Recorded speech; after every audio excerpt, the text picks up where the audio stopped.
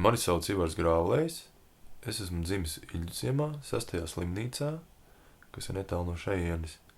Mēs atrodamies manā istabā, kurā es pavadīju savu bērnību. Bērnu dārzā es negāju. Mamma šinī stūrī auda šalles, un es šeit uz grīdas spēlējos ar savām rotaļlietām. Ja jūs man jautātu, kas ir fotogrāfija, tad man atbilde ir akceleronisma regulācija.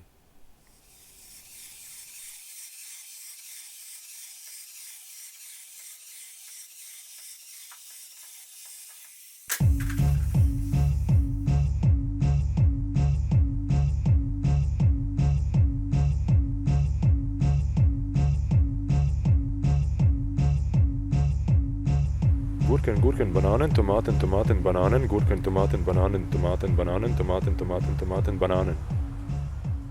Man ļoti patīk, ka šodienas situācijā kurš var fotografēt. Un kad tos attēlu pārpilnība ir tik ļoti liela, kad pašam vairs nevajag fotografēt.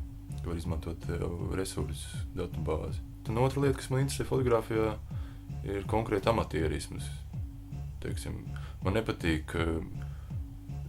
pārņemtās tendences no glezniecības vai, teiksim, kompozicionālās lietas un arī tematiskās lietas, ka man interesē tieši tas snapshot moments, ka cilvēki to dara, lai iemūžinātu to mirkli. Es, kad aizbraucu uz Prāgas, fotografēju gan izvēju katru dienu attīstīju, katru dienu kopēju, kopēju,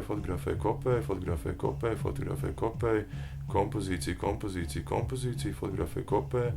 Priekš sevis man tas bija tā kā strupceļš, tupiks, ka es neskatīju tālāk tādā radošumā atkārtoties. Hip hops, BBB, jā, BBB, moment, XXX, smile. Izaicināt, katram māksliniekam jau ir, manuprāt, mērķis izaicināt publiku, jo, ja tu aizies uz izstādi un cilvēki apskatās bildes un tur patika, nepatika, var novērtēt. Vajag jau tā, lai uzreiz atnāk un it kā, lai apdiršās. Ja jau tu bliez, tad bliez. Tas ir tā, tur jau, lai fotografētu, tagad jau vairs nav it kā vairāk īsti jāmācās. Protams, jāmācās zīmēt, kompozīcija ir, manuprāt, to vai tev ir vai nav. Pēc izpratnes es nezinu, vai var iemācīties kompozīciju. Man Martins Pārs Bristolē, viņš ir no Bristoles, viņš man jautā. Viņš tā, tu neizdomājies tur pasniegt kaut kur ārzemēs? Un es saku, es vispār domāju, ka nav vērts. Mēs runājam kaut par studiem, es saku, nav jau vērts mācīties. Viņš saka, es pieku pilnīgi, kad Anglijā jāmaksā par studijām, pieņemsim tur gandrīz vai 10 000 pa gadu. Un tad jau labāk nopirkt par to naudu kameru un vienkārši darīt, nevis tur maksāt par tām studijām. Dzēs vece cipars 0, vīnas cīsiņa, pilnbarība zemene. Sardziņš kuļa sara, ar gludu līmi ielāpi, platleņta neredzamo, lielopu peņi.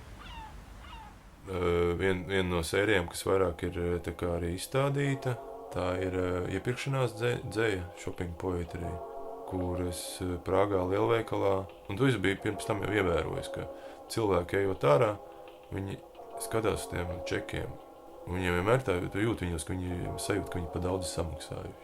Kasierēm viņiem ir uzdots uzdevums teikt, vai jums visi kārtībā, kad tu samaksā, tā kā bišķiņ baigās atlaides un tā, un beigās tāds rēķins, visi kārtībā. Un īstenībā jau nav kārtībā, jo tie cilvēki reāli tiek apčakarēti, viņi lasa tos čekus, un tad es no tā iespaidojos, ka īstenībā viņi jau arī var tikpat labi, tā var būt dzēja, un ar to var strādāt ar tādu, dadaismā tā kā. Manuprāt, ir muļķīgi sēdēt tur krēslā un domāt, tur ideja nāksi pie manis vai nenāksi. Nav. Kad tev ir materiāls kaut kāds sataisīts, un tad tu arī viņu vari strādāt, un kad tā ideja pēc tam atnāks. Ar agrīniem darbiem bija tā, ka es kaut kur 2. kursā, manuprāt, FAMU, daudz maz iztaisīju to atlasi. Un tad man bija izstāde Grenoblē, un viņi teica, ka man var piešķirt kaut kādus 100 eiro, laikam, jā. Grāmatu varētu uztaisīt. Tā. Un tad es pa vienu dienu to grāmatu uztaisīju, tur pat tās kaut kādā kopiju šopā izdrukāju, pa 90 eiro, viena grāmata 30 eiro mēram maksāja. Man liekas, tas ir pats labākais mākslā, jo kad tās lietas ir pārāk izkalkulētas, viņas paliek pa sausām. Viņas vienkārši jau pilnīgi nedzīvas, kad ir jāatstāj vienmēr brīva vieta lietām, lai viņas vēl kaut kas ir tāds pēcgāršs, kaut kas tas negaidītais, ko tev varētu, pieņemsim, iedot publika, ko tu varbūt bieži vien nekad neesi vispār rēķinājies. Un to momentu viņu uztver kā arī mākslas darba sastāvu. Nākamais jautājums.